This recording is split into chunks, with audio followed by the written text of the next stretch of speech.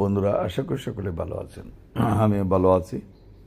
যারা পল্লী চিকিৎসা ট্রেনিং করতে চান, এলএমএফ, আরএমপি বা ডিএমএ, ডিএমএস কোর্স, তাদের জন্য এই ভিডিও।